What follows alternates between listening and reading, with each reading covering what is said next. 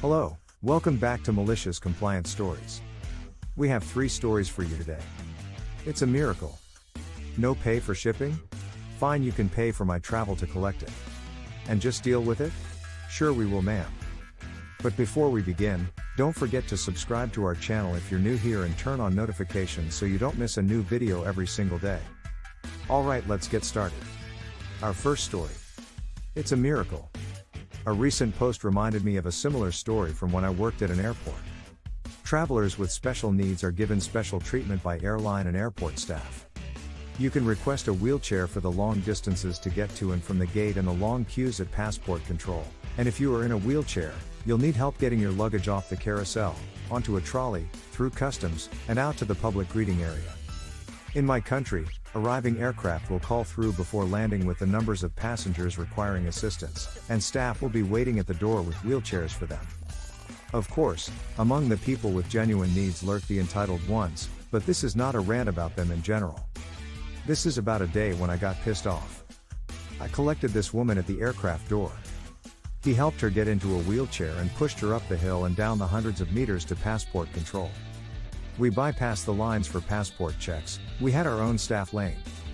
Then over to the baggage carousels. Got a trolley. He waited beside the wheelchair, chatting politely.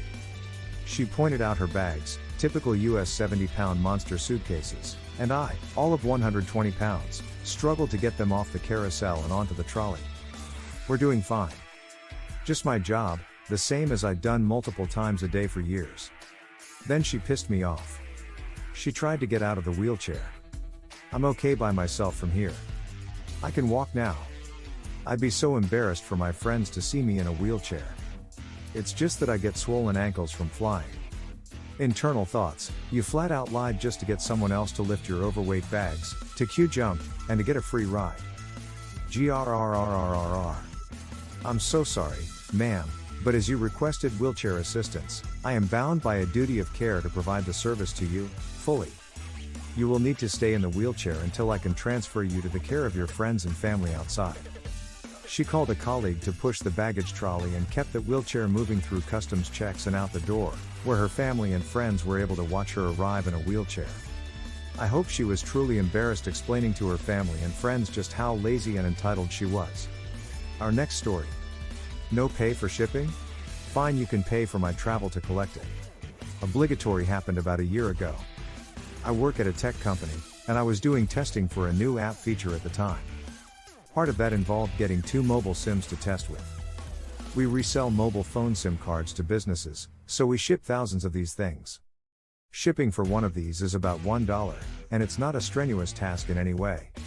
I put the order through our regular sales process, attached it to the test account so it's free, and set the shipping address as my house, all standard procedure. I work from home and thought this was the quickest way for me to get these. In comes a message from our warehouse manager, advising that to avoid the cost of shipping, I should come in and collect them. I say no, just ship them. He's really not willing to budge on this. This guy has worked here since the start and basically still thinks we're a company of 10 people, not 5,000. You can tell by the way he emails the whole company when a toilet is blocked or when a visitor has come to the warehouse door instead of the main office. Anyway, I say fine, leave them in the office, and I'll come in to get them. However, I had a stroke of genius, or pettiness, the next week when I went in to collect them. I used our Uber for Business account to take myself from home to the office and back again to collect this one envelope. It cost about $130 and nearly 2 hours of my day, done during business hours, of course. I told my manager exactly what I did, and she was very much on my side. He should have just shipped the fucking SIM cards. I heard that when the warehouse manager's boss, with whom I have a good relationship, found out what I did, he was just speechless at the warehouse manager and joked that I probably still took the path of least resistance. And our last story. Just deal with it? Sure we will, ma'am. Another comment I responded to on a thread reminded me of this story, so I figured it might amuse y'all. This was around 2013 to 2014, so I don't remember all the details. Also, on mobile, so please forgive the poor formatting. I used to work at a popular retailer that sold video games, toys, etc. When I worked there, we had 2 demo console displays to advertise the latest gaming consoles. Each display had a few demos provided that were always updated to reflect the newer releases the company wanted to advertise. Our store was in a large retail outdoor mall.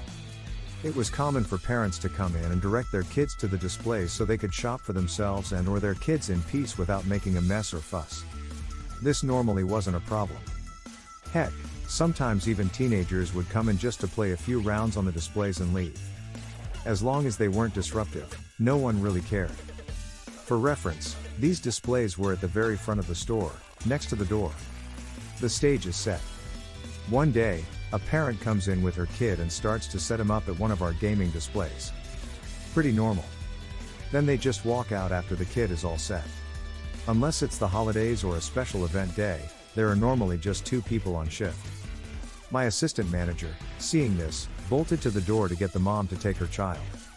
As he's yelling out the door, she can't just leave her kid here, so she yells back, "I'm just going to browse the bookstore, just deal with him until I'm back." "Sure, ma'am, we'll deal with it all right." My ASM comes back in and tells me to call the emergency police line, explaining that a parent abandoned their child at our store. Our local police department was only a few blocks away, so an officer showed up quickly. He was very pleasant, and to help make sure the kid wasn't scared, I hyped him up about taking a ride in the police car to wait for him. Mom. The kid got to ride in the front seat and even see the lights and sirens. The officer told us he'd call the parent, and we were good to go. About 30 minutes later, the mom came back. She was livid. She swung the door open, screaming about how dare we call the cops and not watch her son like we said we would. My ASM reminded her that we told her we could not watch her kid and that she did indeed tell us to just deal with it, so we did. The moral of the story is, don't leave your kid to be babysat by underpaid employees. Well, that's all for this video. Thank you for tuning in, and I'll see you all in the next one.